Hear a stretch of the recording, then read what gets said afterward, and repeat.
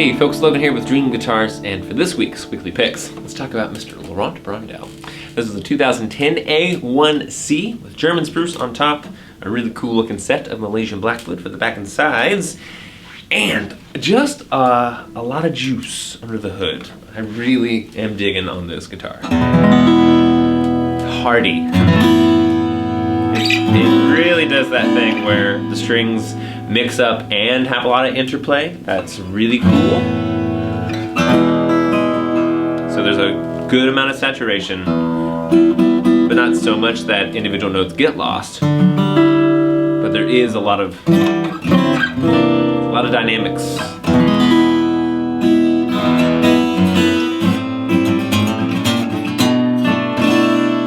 Yeah.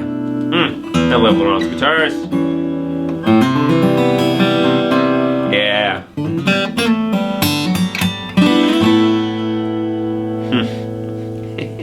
That sounds really good. Okay, let's get that part.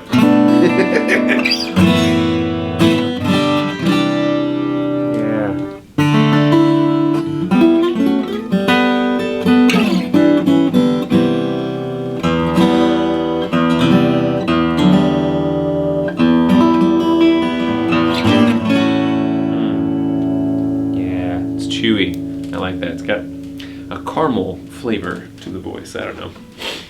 So there's a really cool amount of sweetness happening here. And again, a fun mixture of strong notes and really cool interplay across the notes. Also, this neck profile is fantastic. It's fairly like a curvy C across the back of it. A little full, but not like chonky, you know. It's also just really gorgeous. I love the figurine through there and the three-piece laminations. Yeah. It's just dope.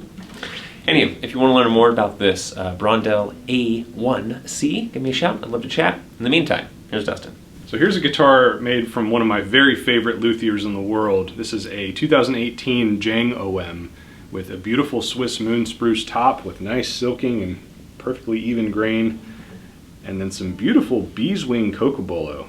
This stuff is really interesting. All the guitars I've played with this sort of like highly figured sides and that extra sort of figuring across the grain line, they always tend to sound really extra resonant. This one just, to me, like, I've played a handful of Isaac's cocobolo guitars, and this one has like an extra heaping of bass to it. In fact, Doug Young, he's one of the contributors for the Acoustic Guitar magazine. He was here recently, and I showed him, of course, like 15 of my favorite guitars, and this one was his favorite, and I thought that was really cool. So we'll have a couple videos with this in the future featuring Doug Young.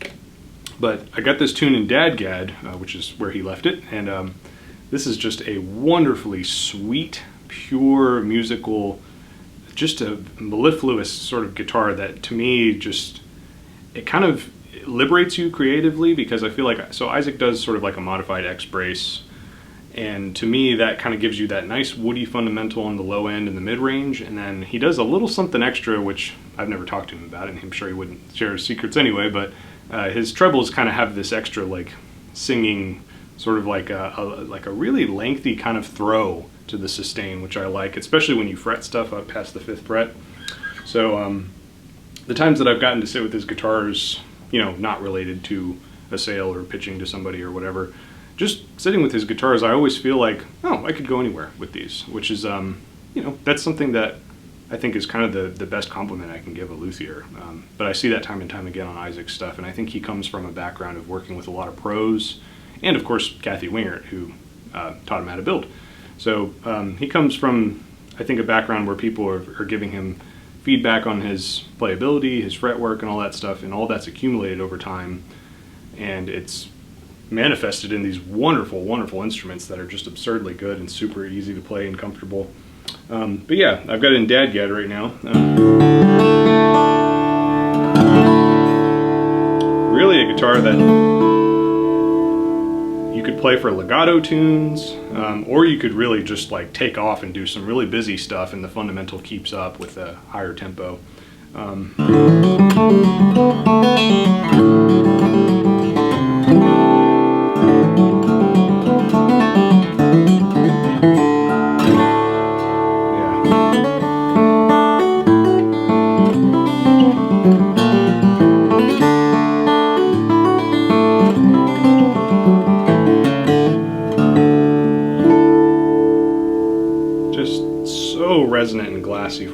well. A lot of you probably know I like to do this test with the arm just to see how the top is kind of loosely voiced for those upper mid-range frequencies. You know, really cool. I mean, yeah.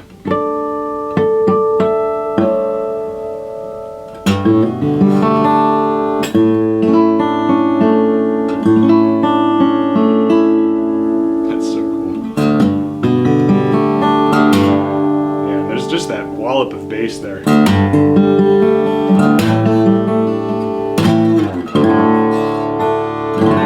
That's just so good. Yeah, this definitely didn't surprise me when Doug said this was his favorite. This just feels like a very resonant, but like also really functional guitar. Like, I don't mean to say that some guitars aren't functional, obviously, but I just mean from a point of view of I could play any piece on this guitar. Like, it's very liberating in that sense. That's something that I see time and time again with Isaac's guitars. Very intuitive instruments, very smooth, and I love the compound radius he does as well, sort of in closing. You know, it's like basically a little bit more of a curve to first position for barring, and then it gets slightly flatter as you go up, which is something a couple of my other favorite luthiers do, like Greenfield and Terran. So, but anyway, yeah, check this one out. If you got any questions, I'm more than happy to chat. Thanks y'all for watching.